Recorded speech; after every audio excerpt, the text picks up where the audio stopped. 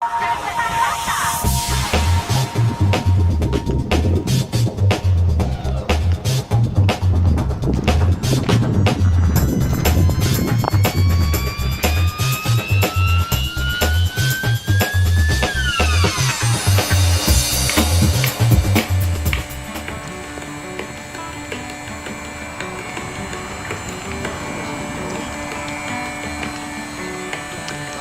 this place and feel a safeness in it.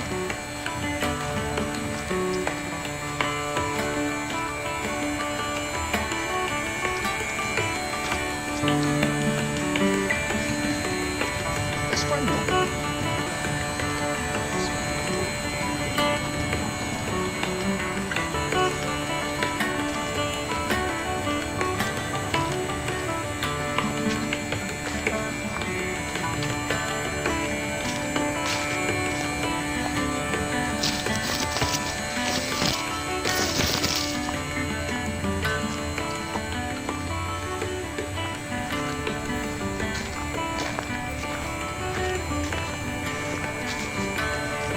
There is a fourth lesson of the trail. It is one which John Muir taught me during an early Sierra Club outing. There are always some people in the mountains who are known as hikers. They rush over the trail at high speed and take great delight in being the first to reach camp and in covering the greatest number of miles in the least possible time. They measure the trail in terms of speed and distance. One day, as I was resting in the shade, Mr. Muir overtook me on the trail and began to chat in that friendly way in which he delights to talk with everyone he meets.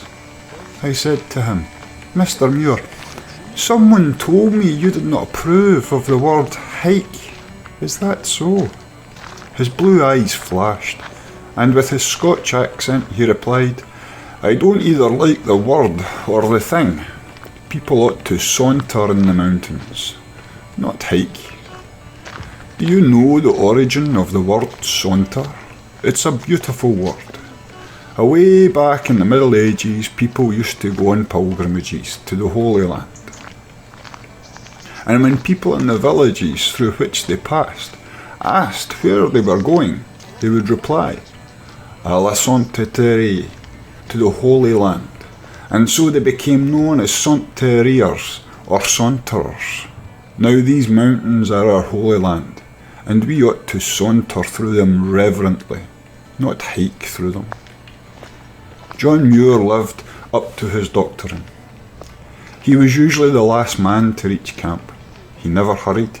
He stopped to get acquainted with individual trees along the way.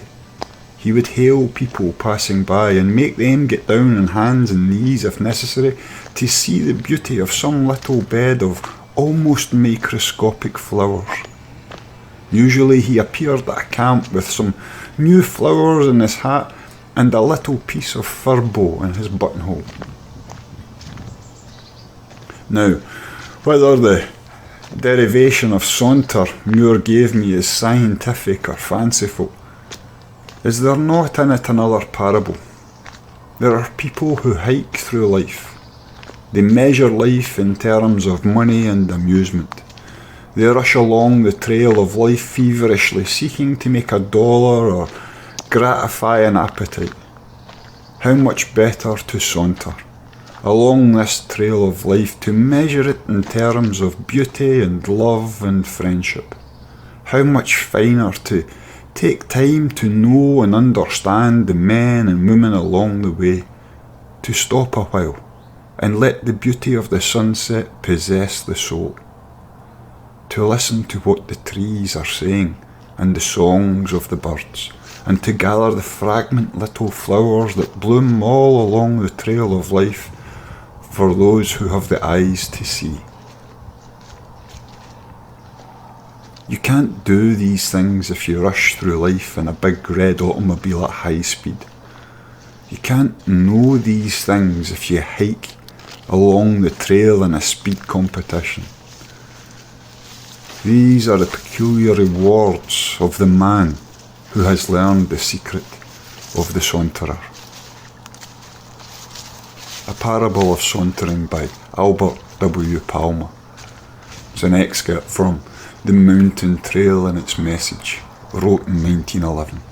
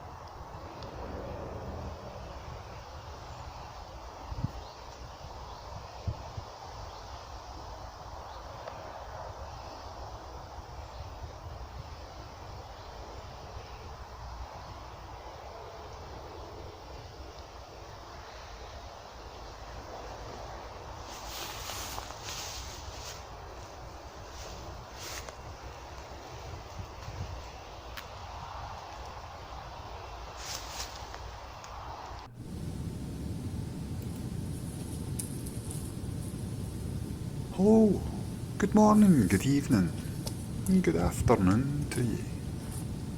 Welcome to the great and the grand and the absolutely glorious Jubilee. Hope you're enjoying the video so far. It's a new way for me of doing the saunters that I used to do. Saunter 360. All will become apparent in a moment or two. I hope you enjoyed the reading from The Mountain Trail and Its Message, the little tale of John Muir. I'll leave some more information in the description box for you if you want to go and find out a bit more about Mr. John Muir. So, you may notice that the screen has somewhat changed. As the name says in the tin, Saunter 360, you now have the ability to be able to control the screen, so to speak. If you take your wee mouse button and hover a cursor over the screen at this moment in time, if you haven't done so already, do so. And then click your mouse button and move left or right or up or down. And you should be able to see all around in this wonderful, wonderful place that I call Panswood. So we're here back at the beginning at the entrance, the tall silver birches. As you make your way underneath them, their branches schooling off up into the distance. Walking through the entranceway, we get to the point where we see the fields in the distance. If you look left here, you'll be able to see into Panswood, and if you look right, you'll see the entrance to where we sort of walked in from the main path. It's kind of like the John Muir reading thing that it's. I love walking down paths and finding like little side tricks off, and then I can't help myself but go and investigate them. And it's doing things like that made me find Panswood. This place has been so special to me over the summer. I've spent so much time here just in the past kind of 4 or 5 months, just sitting amongst the trees, listening to the birds. And some of the conversations I've had have been absolutely amazing. I'll keep quiet for a little minute You can have a look about here, you can hear the birds. The next few pictures that you see will be at the side of Panswood, looking out over the Rosebay Willowherb, and then a further section of the back end of Panswood, which will see the fields at the side and towards the scrub that goes on off into the distance. And then I think finally we get to see the middle of Panswood itself, so that you can scan all round about, have a look, get to know the trees, the plants, the animals. Just enjoy. I hope you like.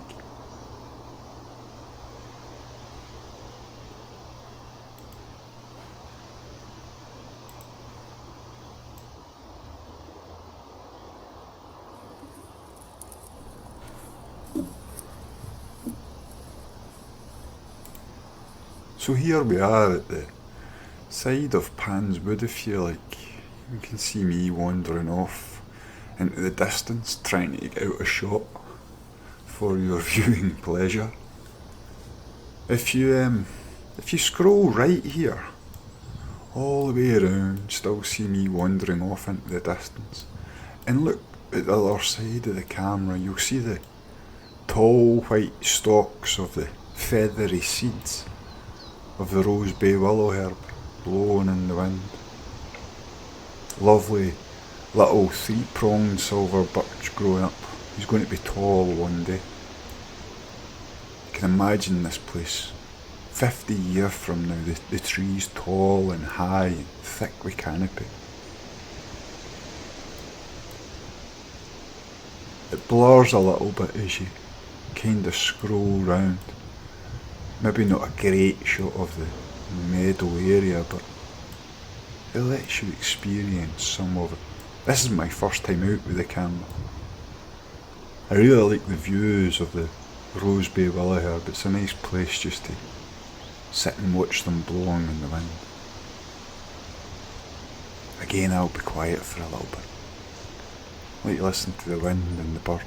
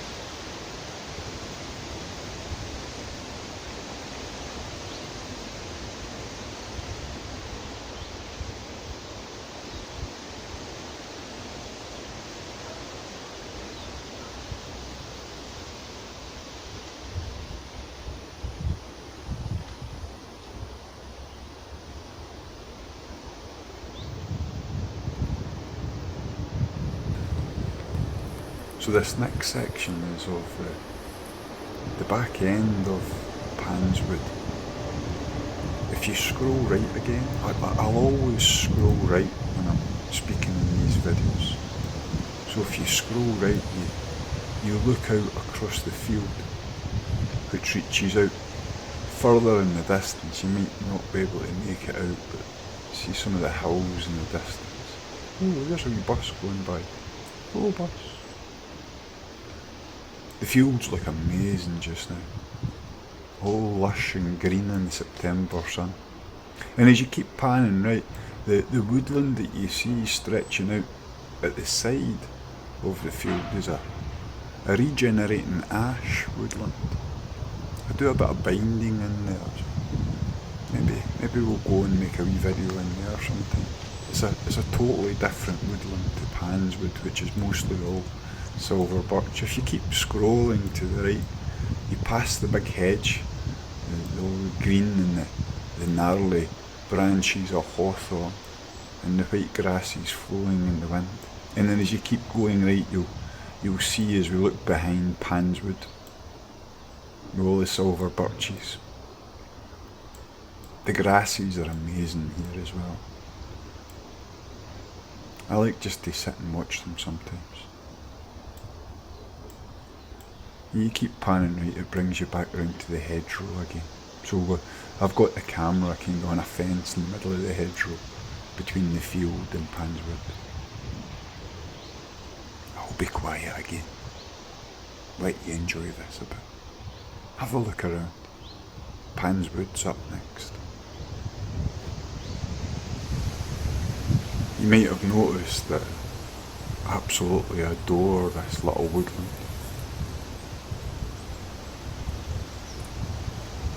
It's a beautiful place with the coppices of silver birch.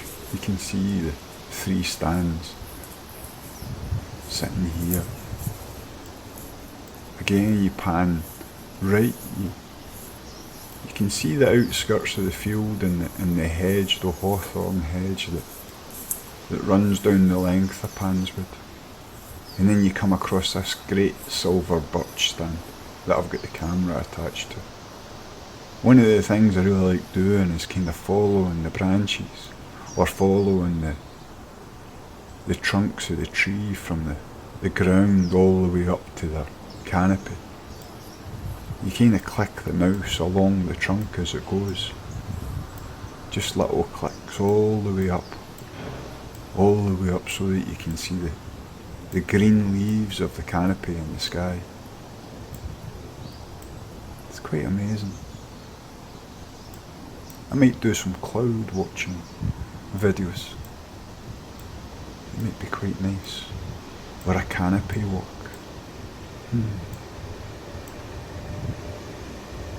You're probably scrolling all over the place. It can be a bit like, where's Davy? I know he's there somewhere.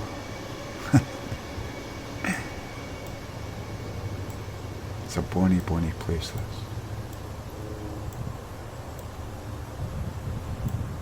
Bonny place. I'll leave the video to run out and you can enjoy the beauty of Panswood and the birds and the wind and everything else that's here. I hope you enjoy.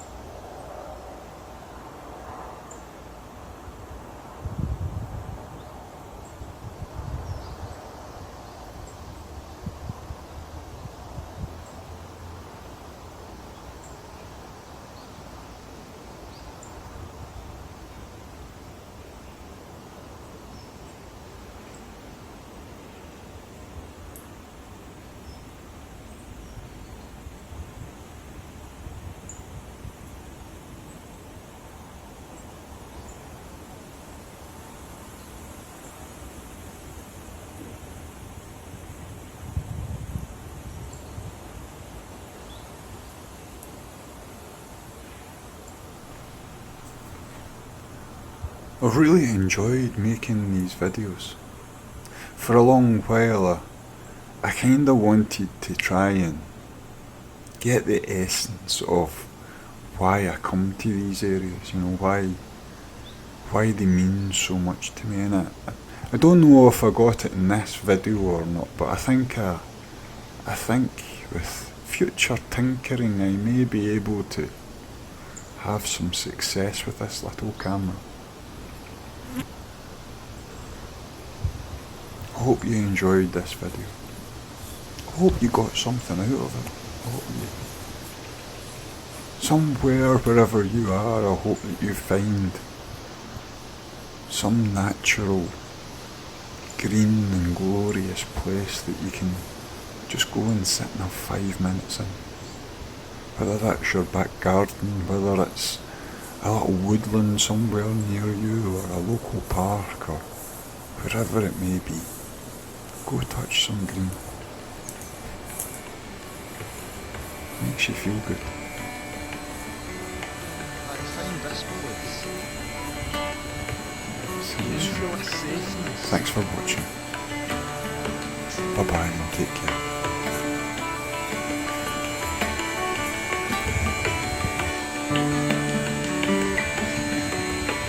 It's fine though.